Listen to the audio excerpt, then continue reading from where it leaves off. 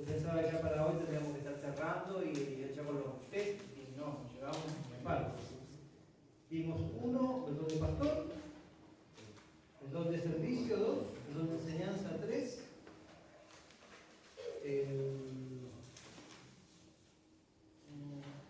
el don de fe 4, el don de discernimiento de espíritu 5, el don de administración 6, el don de evangelista 7, el don de celibato 8, el don de pobreza voluntaria 9, el don de apóstol, misionero 10. 10 nada más. Sí, lo nombré. Poco, yo pensé que para esta altura tendríamos que haber avanzado más, pero bueno. ¿El de discernimiento lo diste? Sí, semana pasada. Lo que pasa es que, claro, si uno quiere que esto sirva para que cada uno encuentre dentro de uno qué es lo que tengo, tiene que ser lo más claro posible. Si lo hacemos en síntesis de 3 frases, es poca información como para que uno diga esto será lo mío o no. Entonces, conviene tomarse el tiempo necesario para poder dar toda la información que uno le sirva para ver si tengo o no tengo, es lo mío o no es lo mío, porque por ahí no lo tengo, pero por ahí lo quiero. Vamos a ver, por ejemplo, en el caso de un don que dice, ojalá todos tengan este don, dice Pablo. Y traten, procuren ciertos dones. O sea, que decir que uno puede pedir que haya que te den, como vimos en la palabra de los talentos, que al que con lo poco que se le da hace, multiplica, ese va a recibir. El que lo esconde, no. Entonces, si yo no hago nada con lo que tengo, difícilmente Dios me va a dar otro, hasta que yo no haga algo con lo que tengo. ¿Sí? Bien.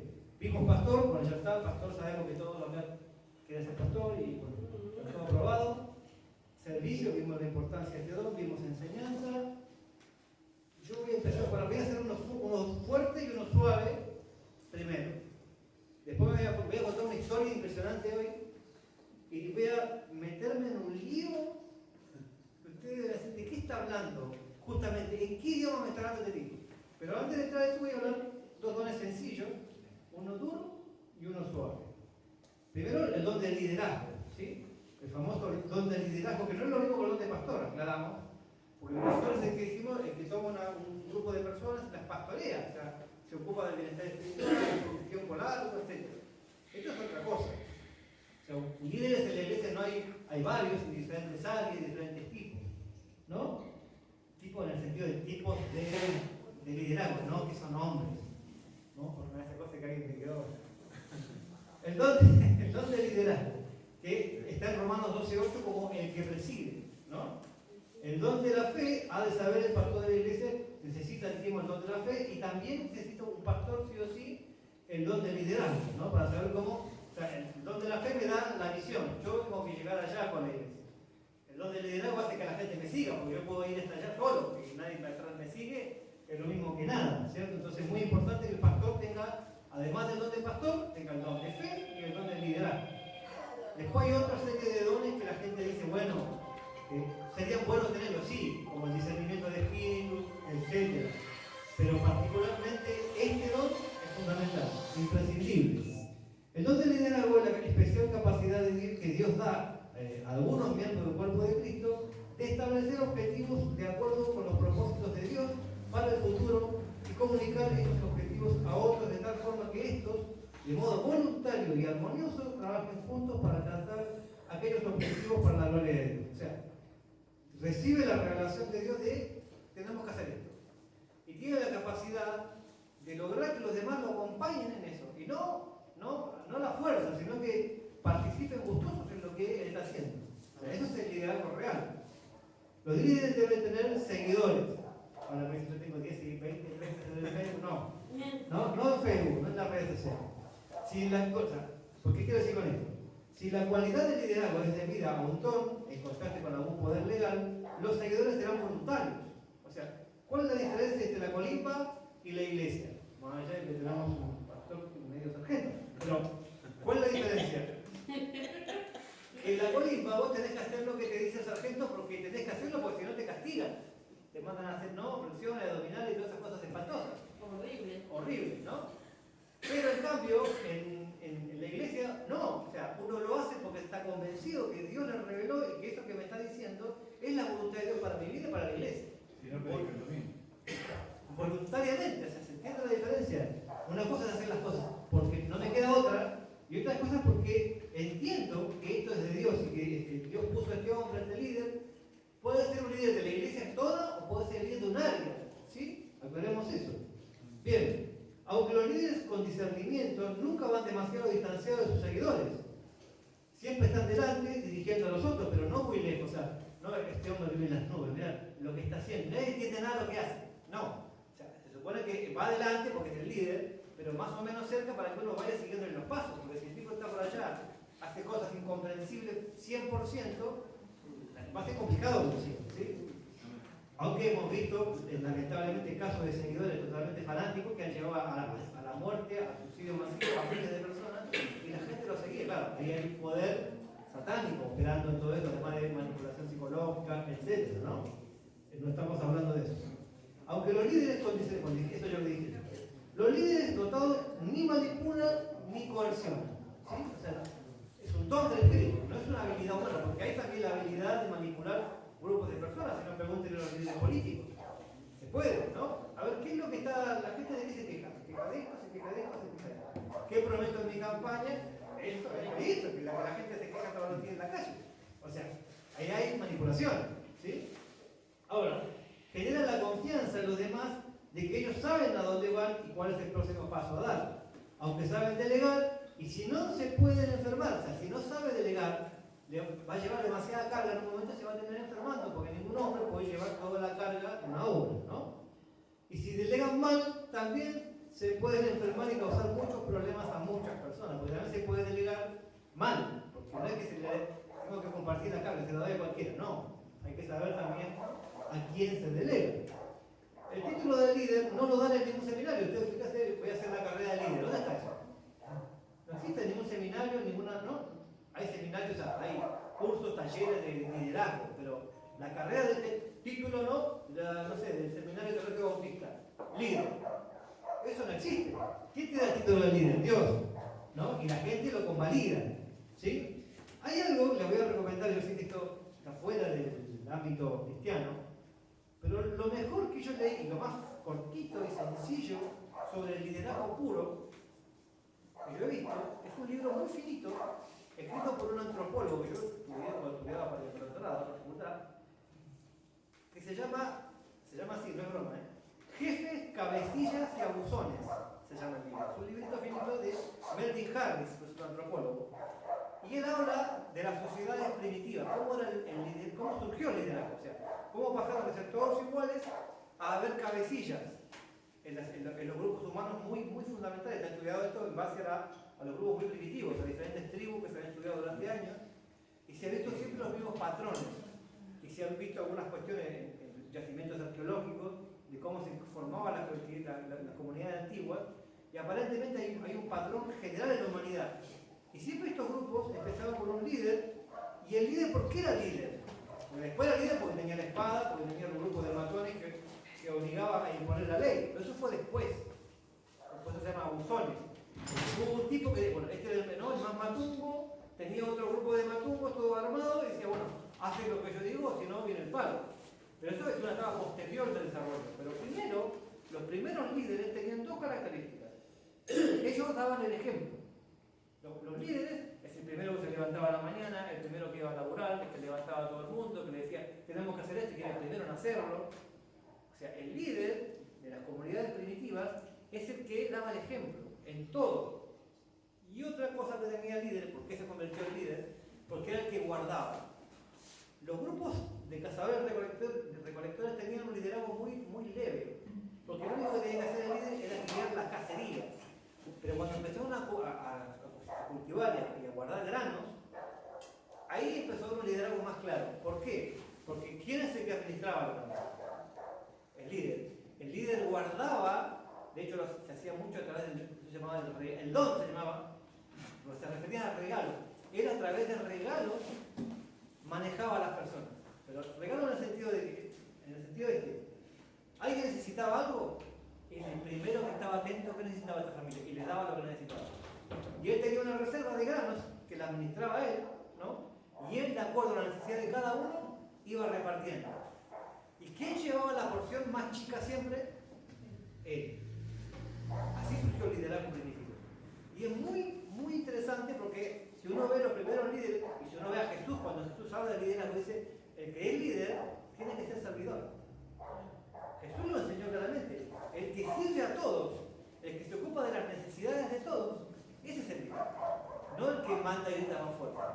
Nos hemos acostumbrado al liderazgo de los sabuesones, ¿no? Del palo, pero el liderazgo original no se basaba en el poder de la fuerza, sino en el poder del ejemplo. Es muy interesante este ejercicio, muy finito. Yo sé que mucha gente, antropología, no, pues si usted lo lee, es muy fácil de leer, está escrito de una manera muy sencilla y muy, muy interesante. Se llama Jefes, Cabecillas y Abusones, de Melvin Harris. La verdad que lo mejor que le hizo es sencillo, ¿no? Porque hay cosas interesantes, pero son choclazos.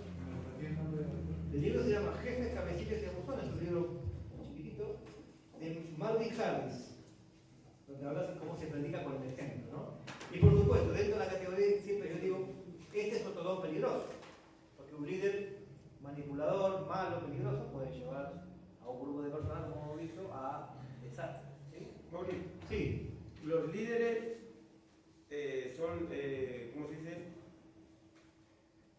Están como más expuestos siempre a caer al salirse de su, ponele, fue recibido, o sea, fue, ¿cómo se dice? Regalado con el don del líder, pero es más fácil que caiga por el tema del poder, ¿no? En parte sí, a todos podemos caer, pero si vos estás en el fondo de la fila y caes, quizás no te ve nadie. Pero cuando vos estás adelante... No, pero yo digo porque le entra el orgullo de, listo, tengo todo esto me sigue, los puedo mover como yo quiero. Y le crece el orgullo de que se siente re poderoso y por eso digo, es más fácil que se desvíen así puede ser, pero de la voluntad de Dios que... Puede ser, pero hemos visto, y vamos a ver ahora otro, que el tipo que enseña y sabe un montón, Sí. ¿no? O estudió y sabe un montón, también se puede poner orgulloso porque sabe. Es que eso es que por naturaleza, ¿no? Del hombre que sea. No, Cuando tiene un poquito de poder... ¿no? El que más hace, el que Sí. tiene el don de servicio y el que más hace en la iglesia, también se puede tener un... ¿Quién hace más? Nadie hace más que yo. O sea, todos tenemos, por cualquier don, lo que pasa es claro, Sí, ya vale. puede ser que está más expuesto, que está adelante. Entonces, por supuesto que si una persona que está en el fondo de la silla hace algo, nadie lo va a ver. Si está ahí adelante, sí. Pero ¿qué pasa? Cuando cae un líder, esto le pasa a los pastores, a los evangelistas, cuando caen, muchas personas siguen al hombre, no a Dios, y terminan llevándose puesta a un montón de personas. Ha habido grandes predicadores verdaderos y sinceros predicadores que han caído en pecado, y cuando ellos han caído, un montón de gente se apartó de la iglesia. Pero por No eso- gente que seguía su iglesia, gente que lo seguía por televisión. Pero por eso te digo, los que tienen ese don es como que están más exentos, porque el diablo siempre lo primero que te ofrece es poder. Sí. Y como ve, aprovecha esa situación de que va te a buscar siguen. eso por lo que te digo, porque va a acercar un montón de gente con vos. Pero no quiere decir que esas personas sean las que caen solamente. Caen mucha gente, pero los otros no son vistosos. O sea, el hermano que sugiere y cayó en pecado no se va a llevar un montón de gente con él. Pero el que es televangelista y lo siguen miles de personas por las redes sociales y por televisión y cae, se va a llevar puesto un montón de personas. Es el mismo pecado quizás. En la posición es lo que cambia. No es que uno sea más expuesto a pecar que otro, sino que cuando uno cae es más visible y tiene más consecuencias públicas que el otro. Esa es la diferencia. Bien, y ahora vamos a la parte más suave. ¿No? Este es el líder, ¿no? Ahora vamos al suave, al dócil. El don de misericordia. El don de misericordia es la capacidad especial que Dios concede a ciertos miembros del cuerpo de Cristo de sentir simpatía genuina y compasión por los individuos, cristianos o no, que sufren física, mental o emocionalmente, y transforman esta compasión en actos, hechos con alegría, que reflejan el amor de Cristo y alivian los sufrimientos. Es largo, ¿no? Repito, el don de misericordia es la capacidad especial que Dios concede a ciertos miembros del cuerpo de Cristo de sentir simpatía genuina y compasión por los individuos, cristianos o no, que sufren física, mental o emocionalmente, y transforman esta compasión en actos, hechos con alegría que reflejan el amor de Cristo y alivian los sufrimientos. ¿Sí? Porque mucha gente puede sentir compasión, qué pena por lo que le pasó, pero bueno, sigo de largo, ¿no? Todos hemos visto la parábola del buen samaritano. ¿Cuántos lo vieron el tipo caído? Pero ¿cuántos se detuvieron a hacer algo? O sea, ¿sí? ¿Quién tenía el don de misericordia ahí? El samaritano, ¿no? Bien, el sentir es sentir el corazón del que sufre. Eso significa en realidad. Sentir lo que el otro siente. Y esto es un don del Espíritu Santo. Cuesta mucho humanamente. ¿Cómo hago yo para sentir lo que el otro siente? ¿No? Los que tienen el don de misericordia entablan relación de persona a persona. Buscan a los que necesitan ayuda y desarrollan un ministerio personal entre ellos. Muestran un amor práctico, compasivo, sin esperar recompensa. Y el que... Disculpa. Viste que hay mucha gente que ayuda fuera de la iglesia que lo tiene a ese don, pero y si no congrega, y si no, Puede ser que lo tenga. no cree en las cosas de Dios. Puede ser que lo Porque hay un tenga. montón de gente que ayuda y no, Sí. no es cristiano. Puede ser que lo tenga y que esté llamado. Puede ser que no lo tenga y que sea una persona compasiva simplemente. Que gente Pero empática, entonces etcétera. no es un don. Esto que estoy describiendo sí. Porque vos sentís lo que... Pero no es que el don es un regalo de Dios. Claro. Pregunto, Señor, Señor, en tu nombre echamos fuera demonios, en tu nombre hicimos esto, hicimos milagros. ¿Estaban mintiendo a Dios? Dios nunca le dice a Jesús, no, ustedes no hicieron eso. ¿Qué le está diciendo? Yo no los conozco.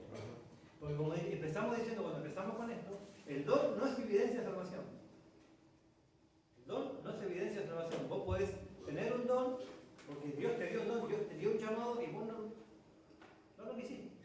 Lo usaste para tu beneficio, peor aún. Hay gente que lo usa para su beneficio, el talento, el liderazgo sobre todo, por ejemplo. ¿No? Gente que tenía un llamado para la iglesia, para servir a Dios, y lo usó para hacer plata, para vender, para hacer lo que sea. ¿No? Entonces, ojo, el don no es evidencia de salvación. O sea, que alguien haga algo por alguien, no necesariamente significa que esa persona sea salva. Porque no es eso. Bien, ¿dónde estoy? Muestra un amor práctico, compasivo, sin esperar recompensa. El don se dirige a creyentes o no creyentes. Porque veo que muchos dones están orientados a la iglesia, pero este está orientado tanto a creyentes como no creyentes. Consiste en dar un vaso de agua fría en el nombre de Jesús. Es muy necesario en hospitales, instituciones mentales, pediátricos, cárceles o cualquier lugar donde haya alguien marginado, necesitado o imposibilitado de valerse por sí mismo. Todos debemos ser misericordiosos, obvio, porque nuestro Padre Celestial lo es y es fruto del Espíritu, además. Sin embargo, para el que tiene el don, no solo se manifiesta en una emergencia, ¿sí? Esta es la importancia, sino que anda en busca de la oportunidad y trabaja para conseguir lo necesario para ese que está padeciendo necesidad. O sea, todos debemos tener misericordia. Y surge algún problema y alguien necesita y todos vamos a ayudar. Pero las personas que tienen el don no esperan que surja algo, andan buscando. ¿Qué puedo hacer? ¿A quién puedo ayudar? No lo hace solamente en una circunstancia específica. Es un don, es un ministerio, es algo que hacen constantemente. ¿Sí? Esa es la diferencia con todos debemos ser misericordiosos a tener el don de misericordia, que no es lo mismo. Después dice, fuera de adherirse a diversas causas benéficas para el prójimo. No solo se preocupa de lo material, sino también de lo interior. Busca siempre lo bueno de las personas y se preocupa de no herir a los demás. Percibe las falsas motivaciones. No es conflictivo. Es más emocional que racional y suele ser sensible a la crítica. A veces es mal interpretado por gente del sexo opuesto, ¿no? Porque son gente amistosa, empática y a veces lo lees mal. Defiende las buenas causas y intercede por los problemas y sufrimiento de las personas. Estos son los que tienen el don de misericordia. Bien. Y antes de pasar a la hermosa historia que les voy a contar al final, no sé si hermosa, sí, interesante, voy a ir meterme en un lío. Vamos a hablar de un don muy polémico que tiene 2000 años de polémica.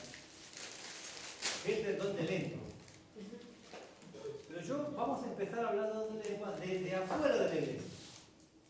Porque nosotros vivimos todos en nuestro mundo iglesia, en nuestra burbuja iglesia, y claro, visto desde adentro tenemos una opinión. Pero hay que verlo de una perspectiva más amplia y después ir al don que la Biblia nos muestra. Ahora van a entender por qué y de qué estoy hablando. Vamos a hablar un poco de esto de la glosolalia.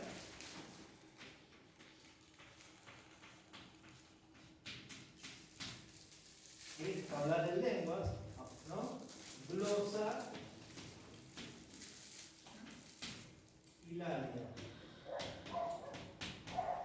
Esto es hablar.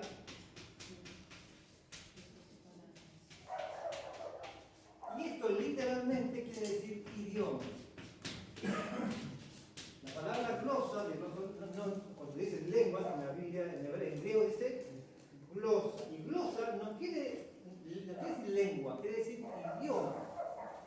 un lenguaje lógico, ¿no? Eso es glosolario. Bien, pero voy a hablarlo primero, no desde el texto bíblico donde aparece esto, sino desde afuera. Y vamos a hablar de dos cosas. De glosolalia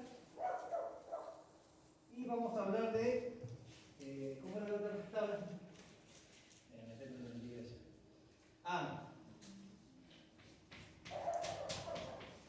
Xenoglosia.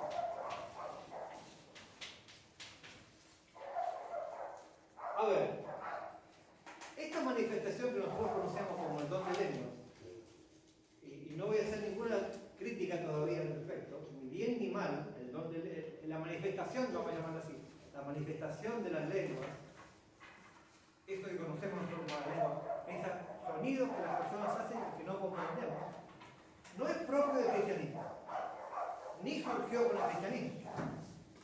Lo hacen los chamanes, lo hacen los budistas, lo hacen los musulmanes, lo hacen los del culto de vudú y muchos cultos paganos, antiguos y actuales, han practicado esos tipos de trance donde se repiten sonidos ininteligibles. ¿Sí?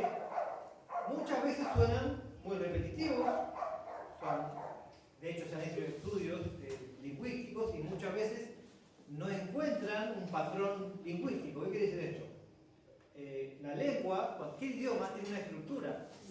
O sea, acá hay un sujeto, acá hay una cosa que se repite porque son los pronombres, tiene una estructura. Cualquier idioma que usted agarre, pero en inglés, sujeto, ¿no? El auxiliar va acá, ¿no? Cambia el orden, etc. Pero tiene una estructura. Muchos estudios que se han hecho sobre esto no han encontrado ninguna estructura.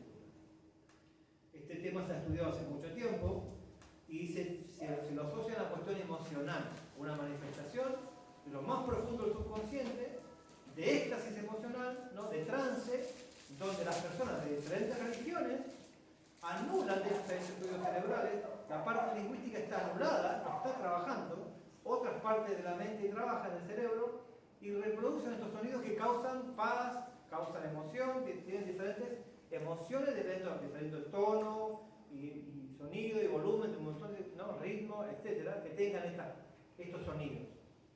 A eso la gente que estudia el asunto, de hecho está estudiado desde la medicina, desde la lingüística, desde las neurociencias y también desde el esoterismo, ya van a ver por qué, y desde muchos lugares. Entonces, la gente que estudia esto le llama a esos sonidos, cristianos o no, porque han estudiado tanto gente de iglesia como gente de otros cultos, le llaman glosolalia. Eso es glosolalia, para ellos, ¿sí? Para ellos. Estoy diciendo que la Biblia tiene, vamos a ver después, glosolalia. ¿Estoy metiendo en el libro? ¿No? Y como dije, es propio de muchas religiones, primitivas y actuales. Son sonidos ininteligibles que no tienen un patrón lingüístico. ¿Bien? Dentro de la fe cristiana existe también esto. De hecho, bueno, está el famoso chiste de Dante Gebel, rica la calabacita, ¿no? Yo lo he visto personalmente en iglesias donde la gente intenta reproducir un sonido que ve, que escucha, y de hecho muchas veces se parece mucho a lo que los demás hacen. ¿Sí? Muy parecido. A veces por presión social, para no sentirse fuera, se intenta a veces, y de hecho está probado que se puede aprender a hacer. Uno libera su emoción y puede hacerlo. Y se siente bien hacerlo. Yo nunca tuve experiencia, pero es liberador, es emocionalmente, uno libera endorfinas, etcétera, etcétera. Pero como digo, esto está tanto en la iglesia como fuera de la experiencia humana propia del ser humano, emocional, puramente emocional. ¿Sí? Ahora, estos mismos estudiosos, de hecho un premio Nobel de Medicina, francés, no me acuerdo el nombre ahora, inventó este término. Este es un término que no está en la Biblia, xenoglosia, sino que lo inventó este médico para estudiar otro fenómeno, mucho más raro que este. Mucho más. Este no es raro porque se da, como dije, en muchos ámbitos.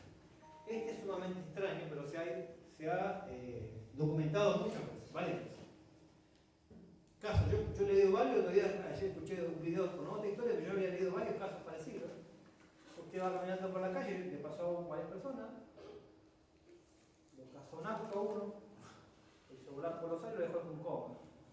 Despertó varios días después del coma, hablando en chino. El tipo hablaba inglés, en lenguaje normal, y hablaba en chino. Nadie le entendía nada, pero él entendía cuando le hablaba en inglés, pero él contestaba en chino. Hicieron escribirle y escribía en chino. Esto duró varios días hasta que se le quitó. Y como casos de personas que han sufrido traumas severos, etcétera, y que han despertado de un evento traumático, muchas veces a través de un coma o de otra experiencia, hablando en otro idioma completamente diferente. Si uno se pone después y al fino, va a ver que esas personas, por ejemplo, en este caso, este hombre había tomado unas clases de chino básico, muy elemental, por una cuestión laboral, pero muy básico.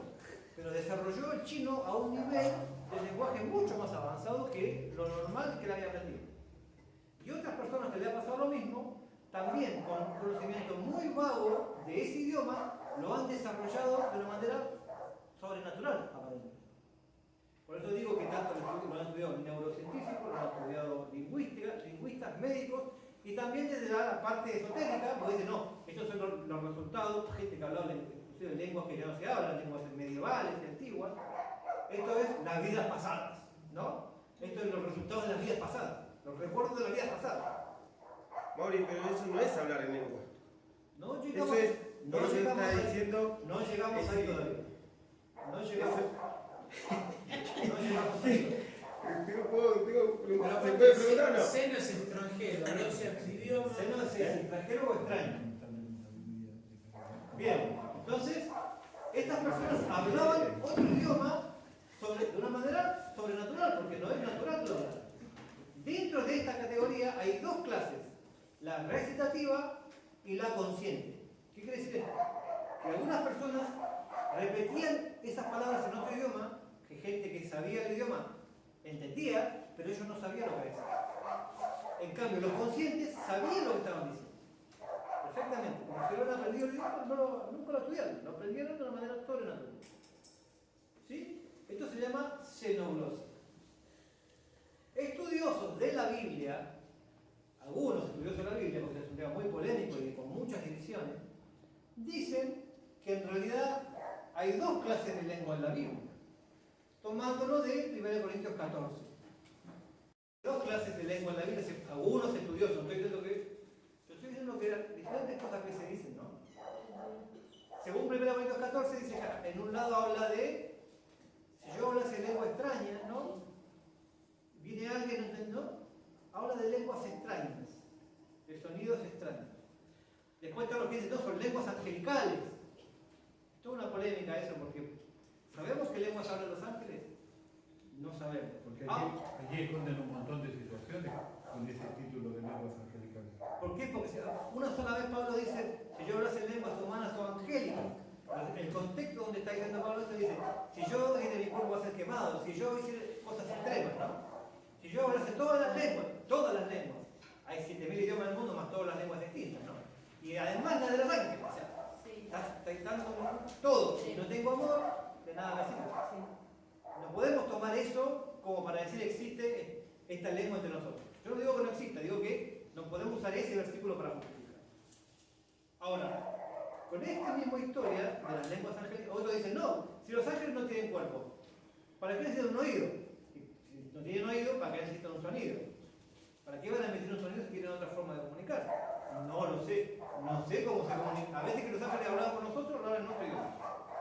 Cuando los ángeles se comunican con el ser humano, se comunican en el idioma de esa persona. ¿Sí? No me voy a meter en esa historia de la lengua angélica. Vamos a hablar de esto.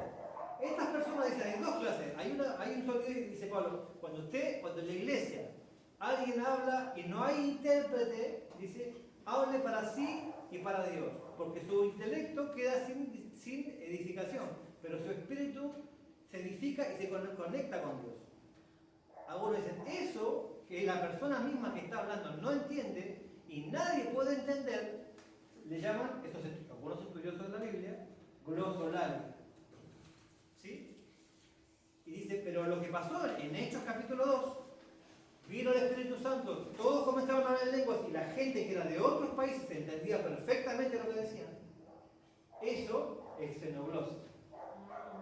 Es en esta, porque ahí ellos recibieron de una manera sobrenatural un idioma perfectamente entendido para las demás personas. ¿Sí? Otro dice, claro, ahí se podía hablar en lengua masivamente porque había intérpretes. ¿Quiénes son los intérpretes? Los de afuera. Pero en 1 Corintios 14 dice, si viene uno de afuera, no van a decir que están todos locos, ¿no? Prefiero yo que ustedes profeticen, o sea, que prediquen en forma entendible y no que hablen en lengua. Y si hablan en lengua, dice que hablen de 2 o lo sumo 3. Y si no hay intérprete, callen la congregación y hable para sí y para Dios. No dice que no hable. La Biblia no prohíbe hablar, dice, hable para sí y para Dios. Si no hay intérprete. Si hay intérprete, que interprete, por supuesto. ¿Sí? Ahora, ahí aparentemente hay dos cosas distintas.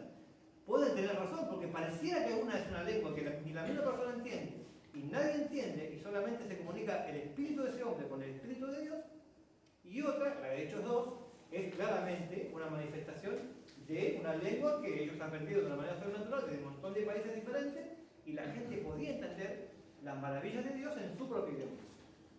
Aparentemente puede tener cierta razón esta gente que divide estos dos, glosolalia y xenoglosia. Pero en la Biblia, la palabra, cuando habla de don de lengua, como dije, esta palabra la inventó un médico, un premio Nobel del siglo XX, no es bíblica xenoglosia. En la Biblia aparece glosolalia, para ser más preciso, lalia, glosolalia o glosolalia glosa, o sea, hablar idioma. Pero fíjense que esto es idioma, no es sonido. No es, ¿no? Como dicen, gemidos indecibles. No. Glosa es lengua, es idioma. Es un lenguaje, de alguna manera, inteligible por alguien. No sé si por los ángeles, no sé si por una tribu extranjera del otro lado del mundo, si por una tribu que ya no existe más, porque pueden ser lenguas que ya no existen. Hay miles de lenguas, más todas las que han desaparecido, miles y miles. No sabemos, pero esto es un idioma. No es un sonido repetitivo. Puede ser, como dicen algunos, que sea la experiencia que tantas personas en éxtasis tienen, que no es ni buena ni mala. Es una experiencia emocional del ser humano, que puede ser mala, claro, si usted está en un culto satánico, vaya a saber quién se la da. Muchos que están metidos en esa cuestión de esoterismo dicen, pero ¿cómo fulano podía hablar una lengua medieval del siglo XV, del siglo XIV? ¿Cómo no? Evidentemente vivió y se reencarnó. Pero los demonios saben hablar en esa lengua. Muchas veces hay cuestiones demoníacas trabajando en estas cosas también. Entonces, hay personas que tienen don de discernimiento y han escuchado estas cosas y ellos disciernen cuando esto es lengua, cuando esto es un sonido, nada, es una emoción, o puede ser que alguien que cante, alguien que baile, alguien que salte, o hay cuestiones demoníacas a veces. Hay que tener cuidado con eso. Pero no hay que tener miedo. No es lo mismo cuidado que miedo, porque es, como dije al principio, se cayó en el error, cuando empezamos con los estudios, así como está el tema de los dones. Todo, don, nada, no, ya fue. Esto con la lengua especialmente pasa eso. ¿No? Todo lengua, todo tiene que hablar de lengua, porque si no, no tenés salvación, no tenés Espíritu Santo, si no hablas, que eso la Biblia no dice en ningún lado. De hecho, si ustedes estudian Hechos 2, van a ver que no habla del bautismo del Espíritu, como es. No recibiste el bautismo, pero cuando vos recibís el bautismo tenés que hablar en lengua. ¿Dónde está la palabra bautismo? En Hechos capítulo 2. ¿Alguien que me lo muestre? No parece. Porque ahí no habla de bautismo. ¿Sí? Ahora, tampoco está el otro extremo, ¿no? No, cállense. No tiene que hablar. El texto dice, hable para sí y para Dios. No dice no hable. Pero hay que tener cuidado, hay que tener orden y hay que discernir las cosas. Si uno tiene el don de lengua, primero que haga es, Señor, es un don, dice, el que tiene, pida poder interpretarlo. De hecho, hay mucha gente, y es muy común estadísticamente hablando, que muchas personas que tienen el don de interpretación también tienen el don de hablar en lengua. Y es muy raro que alguien tenga el don de interpretación y que no hable. Es una cuestión estadística. La Biblia no dice nada en ningún lado de que tiene que ser el mismo y tiene que ser otro, no lo dice. Pero estadísticamente las personas que tienen el don de interpretación también tienen el don de hablar. Y es muy raro encontrar a alguien que tenga el don de interpretación y no lo haga. Estoy hablando de estadística. Nunca. Así que bueno, el asunto de la lengua. Vamos a ver lo que yo pedí acá, porque yo estoy hablando de esta cuestión, fuimos de afuera de la iglesia hacia adentro. El don de lenguas es la capacidad especial que Dios da a ciertos miembros del cuerpo de Cristo de hablar en el lenguaje que nunca ha aprendido, así como de recibir y comunicar un mensaje inmediato de Dios a su pueblo, o no por medio de una declaración divinamente ungida en un lenguaje que nunca ha aprendido. Esto va a ir relacionado con la interpretación, ¿no? Es el don más proyectado de todos. O sea, ¿por qué? Porque muchas iglesias, denominaciones enteras, dicen todos tienen que hablar, cuando la Biblia no enseña eso. Aunque el apóstol Pablo dice que quisiera que todos hablaran, dice que prefiere que la iglesia se profetice. Y deja claro que al mismo tiempo que no todos hablan lengua, 1 Corintios 12:30 y 1 Corintios 14, las lenguas privadas se llaman a veces lenguaje de oración. Es lo que hablábamos recién, esa cuestión íntima, ¿no? No va implicado aquí ningún don de interpretación. El texto bíblico más descriptivo de esto, 1 Corintios 14:28, en el cual Pablo dice que las lenguas sin interpretación no deberían ser usadas en la iglesia, sino que la persona que tiene este don debería hablar para sí mismo y para Dios, ya que es una manera de comunicarse íntimamente con el Espíritu Santo. La otra forma del don es hablar públicamente una lengua que el hablante no conocía. Esto es exactamente lo que pasa en Hechos capítulo 2. Los extranjeros allí presentes entendían. Por esto Pablo dice que las lenguas son una señal para los incrédulos. ¿Se dan cuenta? 1 Corintios 14:28. Pues las primeras lenguas ya vinieron con la interpretación, la del público. Y si se estudia el tema, y en particular el libro de Hechos, se verá que no se habla de un bautismo, sino de llenura. Y se verá también que siempre que se habla de llenura se manifiestan dones, pero no siempre se dan lenguas, siempre se manifiestan dones, pero no necesariamente lenguas. En este sentido, es que Pablo dice que todos, si todos hablan, y entra un incrédulo, creerá que están todos locos. En la iglesia solo deben ser habladas por 2 o 3 personas y por turno y que alguien interprete. Y si no, no dice que no hable, sino que hable para sí mismo y para Dios. 1 Corintios 14, 23 a 28. La lengua no es un sonido inteligible, es un idioma, glosa, idioma. No es exclusivo del cristianismo, es un fenómeno humano, por lo tanto debe ser tratada con cuidado. Acá está lo que yo le explicaba de los solares y de la glosa. Don de interpretación. La parte B, o sea, la segunda parte de lo que yo decía, las lenguas públicas están íntimamente relacionadas con el don de interpretación. Sin interpretación, este don es inútil y no tiene parte en la iglesia. El don de interpretación es la capacidad especial que nos da ciertos miembros del cuerpo de Cristo de dar a conocer un lenguaje vernáculo, o sea, popular, hablado por la gente, el mensaje que hablan las lenguas. O sea, alguien habla lengua y esa u otra persona le traduce al público lo que se está diciendo. ¿Sí? Con frecuencia, pero no siempre, las lenguas de interpretación funcionan como un don con guión, o sea, en la misma persona. Aunque algunos tienen el don de interpretación y no pueden ellos mismos hablar lenguas. Esto es excepcional, muy raro. En la mayor parte de los casos, son los que ya tienen las lenguas las que reciben el nuevo don de interpretación, puede ser el que no tienen pide interpretarlo. Esto significa que algunos dan un mensaje en lenguas en público e inmediatamente interpretan lo que ellos mismos han dicho. En otros casos, ellos dan mensaje y otros lo interpretan. Es una función equivalente a la de la profecía. La documentación que se echa en 1 Corintios 14 desarrolla esta equivalencia. Es más, aconseja, por lo cual, el que habla en lengua extraña pida en oración poder interpretarla. 1 Corintios 14, 13. ¿Listo? ¿Alguna duda al respecto? 1000. Yo también tengo 1000 dudas al respecto. ¿Alguna que les pueda resolver? Muy poco. No sé, gente, no sé. Interpretación no es lo mismo que traducción. No porque el traductor estudió para eso. Tuvo un conocimiento aprendido. La interpretación, en el sentido bíblico estoy hablando, ¿no? Sí. Es un don que te dan, así como recibiste la lengua de la nada, sin haberla estudiado, de la nada sin haberla estudiado, vos tenés la capacidad de interpretarla. Bien, ¿qué hora es? Vamos a voy a contar una hermosa historia. Vamos a ver un don y después le voy a contar una historia. Vamos a hablar de el don de martirio. ¿Quién tiene este don? ¿Qué se lo quiere morir? Se aferren a estas cosas. El don de martirio. ¿Quién lo tiene? Los casados. No porque están vivos. O sea, martirio tiene que ver con la muerte, todo es tortura, bueno, pero no es lo mismo. Aunque el capítulo 13 de la 1 Corintios se conoce fundamentalmente como el capítulo sobre el amor, no proporciona 2 nombres para la lista de dones espirituales.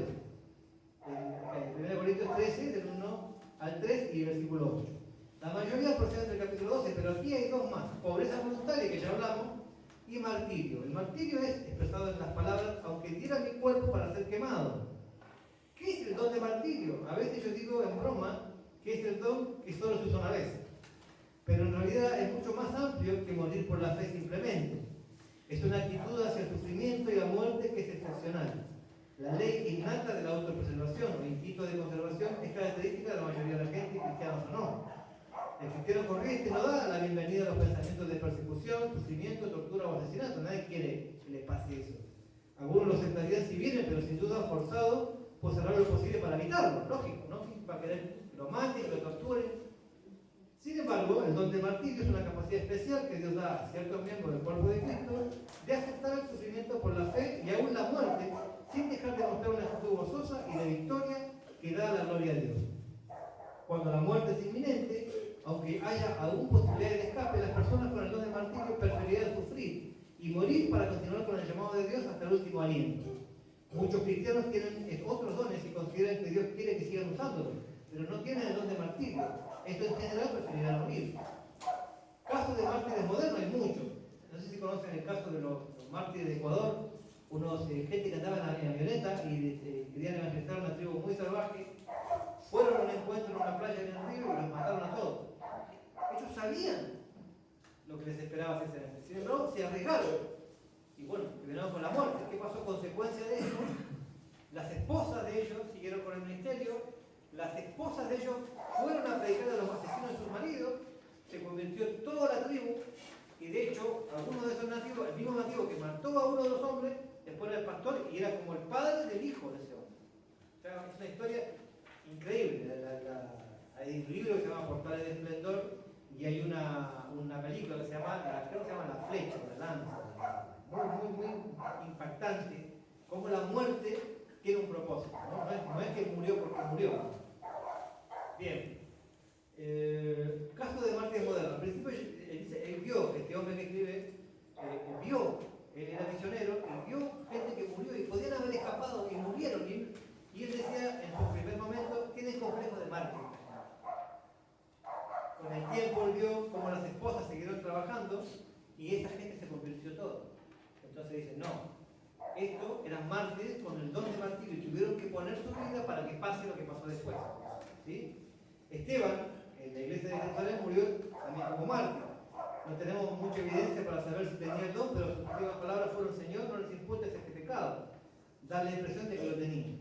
Pero sabemos que su muerte resultó en una aceleración tremenda del crecimiento de la iglesia en Judea, Samaria y aún de los gentiles de Antioquía. Uno de los asesinos de estos misioneros de los famosos tribus de ahí que yo les conté, finalmente llegó a ser el pastor de los nativos. El conocimiento, el lema es la sangre de los mártires y la simiente de la iglesia. Expresa la relación que hay entre este don espiritual y el crecimiento importante. Y voy a contar una historia más. Y no se olviden de esta historia. Hace años atrás, no se olviden de este dato porque después va a ser más importante.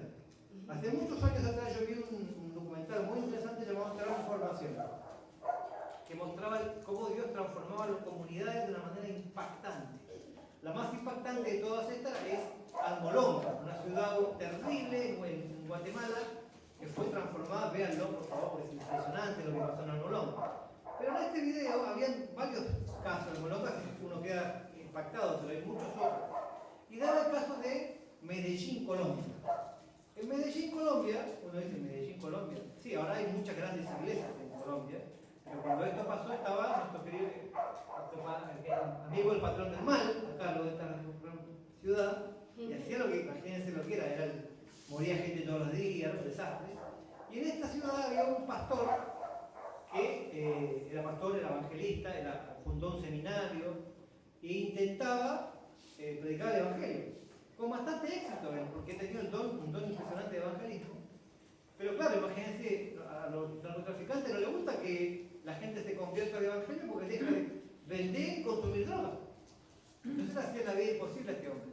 Y él, por otro lado, quería unir a los pastores de diferentes denominaciones para poder hacer un frente cristiano contra todas estas terribles cosas que se veían. Mataban presidentes, candidatos a presidente. Bueno, los que vieron la novela de Patrón del Mal saben lo que era Colombia en esa época. Y él quería unir a las iglesias, pero problemas de denominaciones, ¿no? Que todos querían ser caciques, nadie quería seguir a nadie, ¿no? Lo que pasa siempre, le costaba mucho lograr una unidad pastoral a este hombre. Lo amenazaron de muerte, lo intentaron matar, tanto así que tuvo que andar con un guardaespaldas todo el tiempo, porque no podía andar solo, porque la tenían curada. Un día él venía de un lugar, no sé de dónde, y había una chica que lo había acompañado, la hija de un hermano, de uno de los líderes de la iglesia. Y él no quiso dejarla en la esquina a un par de cuadras de la casa, porque él pasaba por ahí, y le dijo con la espalda, acompañala, yo voy a la iglesia, estaban a 3 cuadras de la iglesia, yo voy a la iglesia y te espero ahí. 3 cuadras solo, llegó a la puerta de la iglesia, lo esperaron 2 carros, y le enviaron 2 tiros en la cabeza y lo mataron. Él sabía que él podía ver como tantos otros pastores que cuando lo amenazaban, o se iba de la ciudad, o no se metía más con los narcos, o se callaba la boca. Él sabía lo que estaba haciendo. Y aún así no se achicó y siguió haciendo lo que Dios le mandó a hacer y terminó con la muerte de este hombre. Cuando él murió, la ceremonia de su velorio fue en el estadio de fútbol de la ciudad, lleno, miles de personas. Todos los pastores se unieron por fin en el velorio de él, y después de él empezó una unidad pastoral, una unidad de la iglesia. Todos empezaron a ayunar y a orar en contra de todo esto. Consecuencias 3. Primera consecuencia, la muerte de Pablo Escobar Gaviria. Consecuencia 2, caída del cártel de Medellín. Consecuencia 3, crecimiento impresionante de la iglesia en Colombia hasta el día de hoy. Todo después de la muerte de este pastor. O sea, él fue un mártir que dio su vida para que después pasaran cosas que él nunca llegó a ver. No se olviden esta historia. Bien, ese es el don de Martín, ¿sí? Vamos a hablar de otro don que sea cortito, porque después quiero contar una historia de él. Acá, bueno, ya voy a contar esta. Esta entonces me la voy a contar para la próxima. Que también.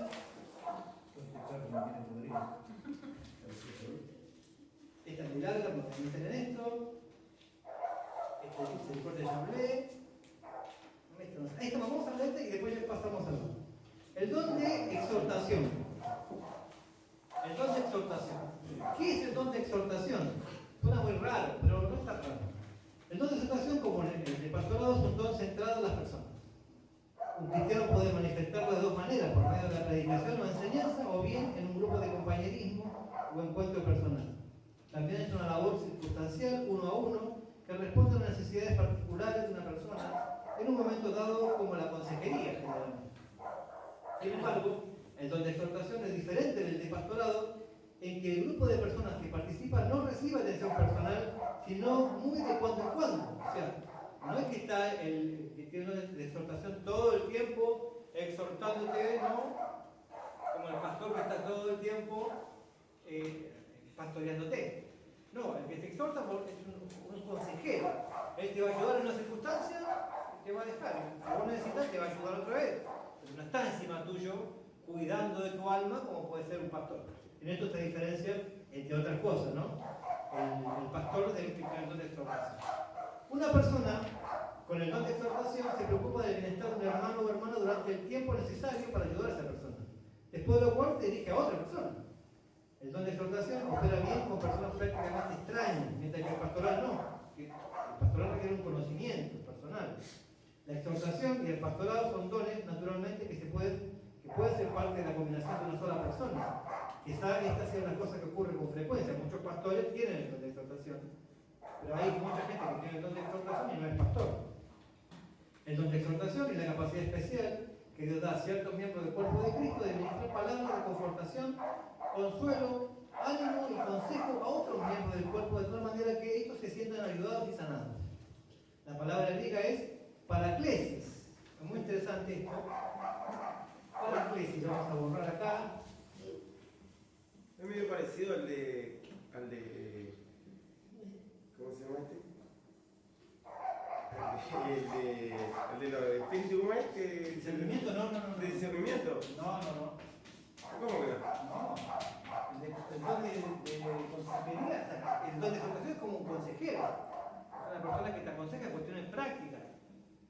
Pero ¿y cómo llega a la conclusión? Si dijiste que no es el Vamos a ver. ¿No? Bien. ¿Qué quiere decir paraclesis? Alguien a tu lado. Es curioso que se parece mucho porque tiene la misma raíz, la palabra, ¿no? Esto significa alguien a tu lado. Paraclesis, alguien a tu lado. Este es el don de exhortación en nuestra Biblia. Se parece mucho a la palabra paracletos. ¿Alguien sabe cómo se traduce esta palabra? ¿La conoce? Paracletos. No es Cleto de los Simpsons, ¿eh? Es todo junto. Paracletos. Tiene varias traducciones en realidad, no tiene una sola. ¿Te digo? A ver. Espíritu Santo. No exactamente. Espíritu Santo es otra palabra. Bueno, Pero, pero va por ahí. a ver. Consejero. Consejero. Ayudador.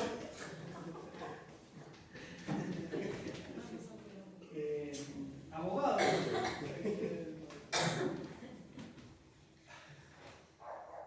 Consejero, ayudador, abogado. Y la que está en nuestra Biblia más común es consolador. Consolador. Jesús dijo, yo les enviaré otro consolador. Otro paracleto, ¿sí? O sea que fíjense que es una persona con el don de exhortación cumple una función similar a la que el Espíritu Santo cumple con nosotros. Está para ayudarnos, está para ser nuestro abogado, nuestro ayudador, el que nos consuela, el que nos aconseja. Se dan cuenta que no es lo mismo que el de discernimiento. El discernimiento está para sopesar una verdad, una persona, una doctrina. Esto no, está para juzgar, está para ayudar, ¿sí? Para sostener. Bien, son personas que proponen soluciones prácticas para asuntos concretos. Es empático y una suma de Biblia y experiencia. Acepta a las personas y no las juzga. Ojo, personas, no situaciones. Tenemos el concepto equivocado que no hay que juzgar a nadie. No, uno no juzga a las personas, pero sí las cosas. O sea, ay hermano, ¿sabes qué? No sé, me robé la ofrenda de la iglesia. Ay, no, hermano, yo no te juzgo. ¿No vas a tomar la ofrenda? ¿Está bien? No, o sea, uno no juzga a las personas, pero sí las acciones. O sea, esto está bien, esto está mal, esto es bueno, esto es malo, esto te ayuda, esto no te ayuda. O sea, ¿sí? No cuando decimos que no juzga a las personas. Uno le puede contar cualquier cosa a estas personas y él no te va, pero qué barbaridad. No está para eso. Está para ayudarte, ¿sí? A ser libre de esas cosas. Bien. Es seguro y decidido. Tiende a solucionar rápidamente los problemas interpersonales. Espera lo mejor de los demás. Necesita alguien con quien compartir ideas y experiencias. A veces da consejos cuando nadie se lo pide, con algunos defectos, ¿no? Como todos. O quiere aplicar soluciones que funcionaron en una situación a otra bien distinta a veces. O sea, todos tenemos nuestros problemas. El ejemplo bíblico más prominente del don de exhortación lo vemos en el asociado de Pablo, Bernabé, el cual fue llamado hijo de consolación en Hechos 4:36.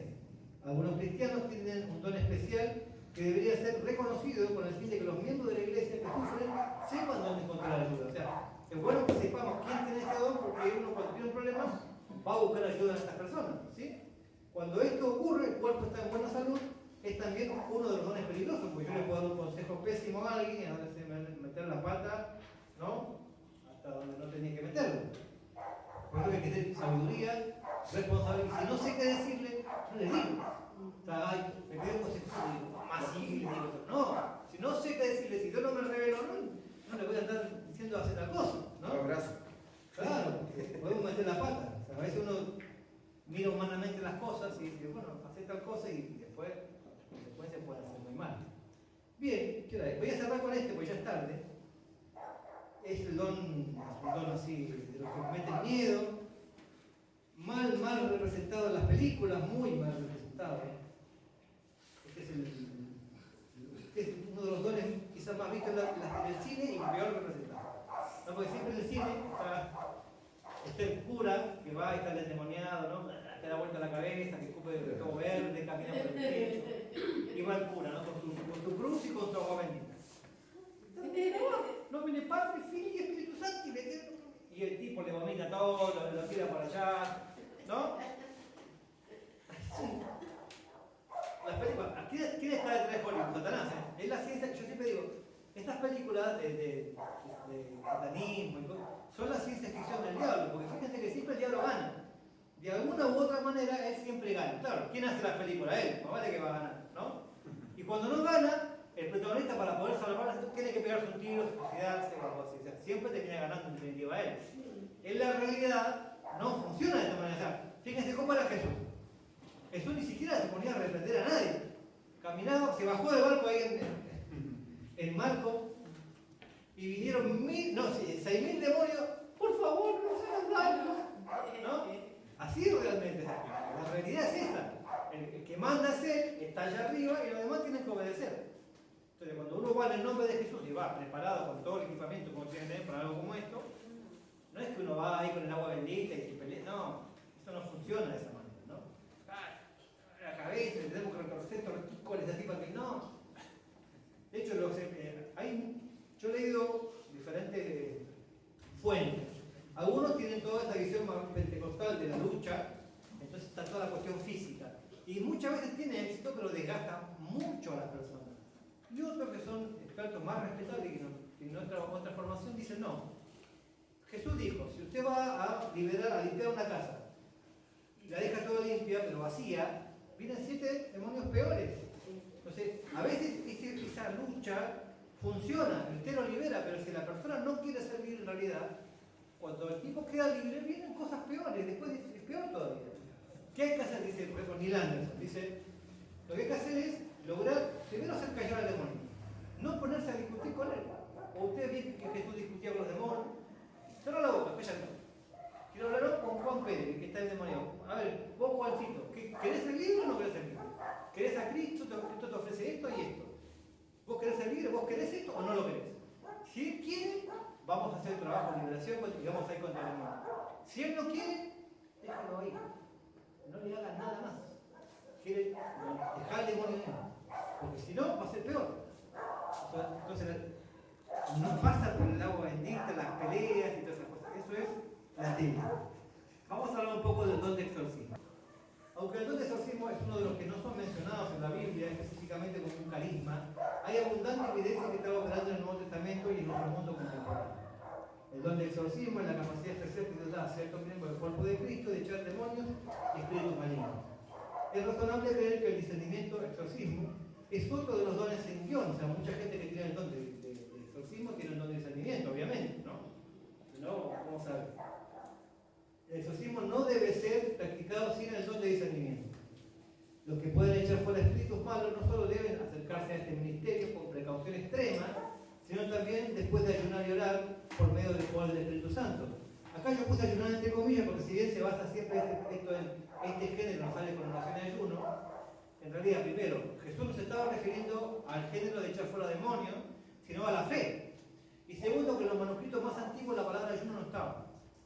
Entonces, puse entre comillas, porque es verdad, hay que ayunar, sí, no es que no hay que ayunar, pero no quiere decir, como algunos ponen por regla, que el demonio no sale si no hay oración y ayuno.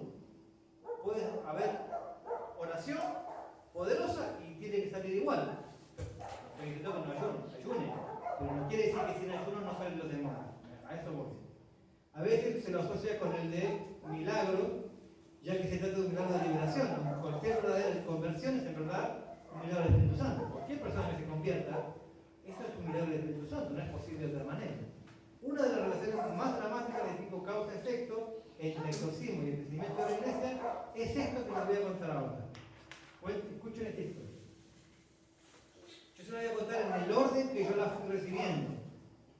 ¿Sí?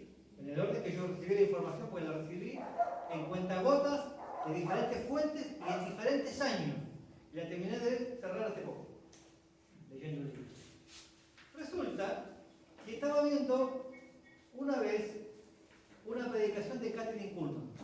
Yo no soy muy fanático de Kathryn Kuhlman, pero a veces hay cosas que son interesantes.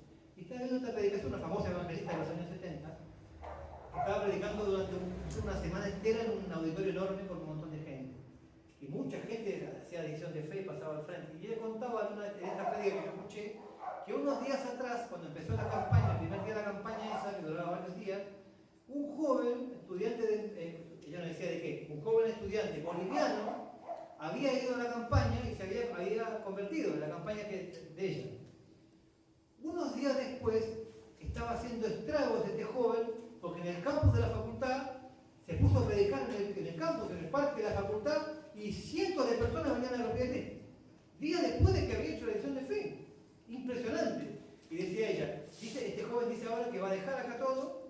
se va a ir a su país, a Bolivia, a predicar el Evangelio. No quiero imaginar lo que va a hacer este hombre cuando vaya a su país con la unción que tiene este hombre, decía este joven. Pero tenía 19 años. Yo dije en ese momento, ¿qué habrá hecho este hombre si recién convertido a los pocos días hacía esto? Un montón de gente convertida ahí al toque, recién convertido. Fue a Bolivia. ¿Cómo habrá hecho algo? ¿Qué habrá sido de la vida de este joven? Me llamó la atención y empecé a investigar. Buscando. Encontré información de él. Efectivamente, dejó su carrera de estudiar medicina. Dejó su carrera de medicina y se fue a Bolivia a predicar el Evangelio. En Bolivia, además del don, pues claro, hacía prodigio, decía la predicación. Claro, ¿qué hacía? Él tenía, además del don de evangelismo impresionante, tenía el don de sanidad. Un montón de gente sanada. Entonces fue a Bolivia y empezó a hacer campaña, la gente venía, se convertía, era sanidades impresionantes, primero en placitas, parques, después llegó hasta la esposa del presidente de Bolivia, le predicó a la esposa del presidente, se convirtió en la esposa del presidente, le dio el Estadio Nacional de La Paz y llenó el estadio no sé cuántos días del Nacional de La Paz.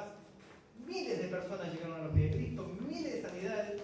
Se fue por los cerros de Bolivia, en los valles, en la montaña, en los estadios de ciudades, en el campo, en Perú, en Ecuador, por todos lados. Julio César Ruibal es conocido, que lo buscan, como el apóstol de los Andes. Impresionante lo que hizo este muchacho, se convirtió en un hombre, después estudió en el seminario, etc. Impresionante lo que logró, la cantidad de gente que llegó a los pies de Cristo a través de la vida de este muchacho. Pero hace poco tuve más información.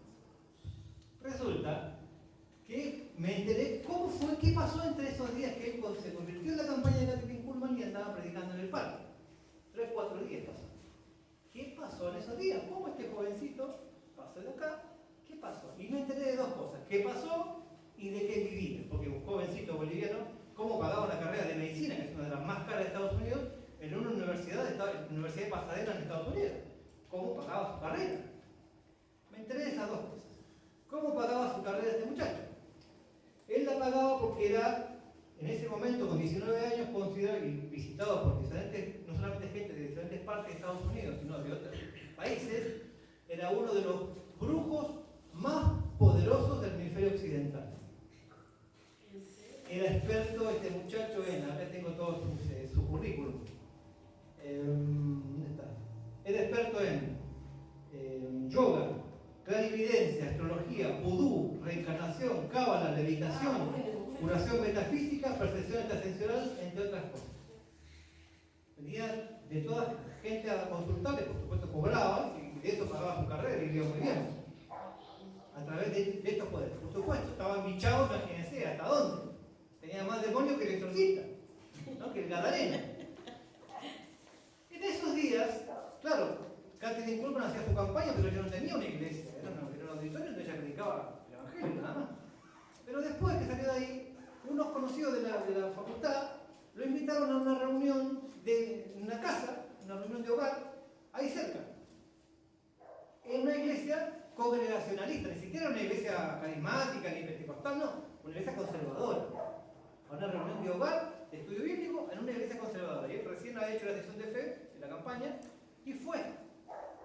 En esa reunión, si bien era muy conservadora la iglesia, muy bíblica por supuesto, hacía estudio bíblico, había dos hermanas mayores, amablemente el escritor dijo, hermanas grandes, mayores, dos abuelitas, solteronas, pero que tenían el don de exorcismo, ambas. Le preguntaron si quería ser libre, por supuesto estaba con toda la emoción, sí, yo quiero dejar todo esto, de hecho dejó la medicina, dejó todo, y dejó todo, plata, todo. Y bueno, oraron por él, recontra endemoniado, lo liberaron. A los 2 días andaba predicando, se llenó del Espíritu Santo, le llegó el don de sanidad y a los 2 días andaba llenando las partes de la facultad y un montón de gente convertida y un montón de gente sana y después fue e hizo todo lo que hizo en los Andes. Pero hace poco, bueno, yo ya con el nombre llegué al final de la historia. Siguió su carrera en Bolivia, en Perú, por las montañas, por los valles, por los estadios, por las ciudades, por los pueblitos, Ecuador, y llegó a Colombia, Medellín, Colombia, donde fundó un seminario. Y se enfrentó al narcotráfico. Y dio su vida por Cristo.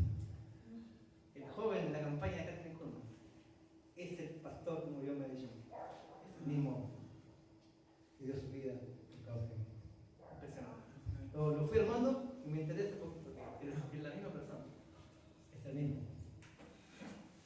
Donde el exorcismo puede cambiar miles y miles y miles de vidas. ¿Cuántas vidas cambió estas dos viejitas? Y la verdad, primero una evangelista, después dos viejitas que fueron a liberar a un hombre y dijeron, ¿querés ser lleno del Espíritu Santo? Mire lo que pasa. Nunca digamos,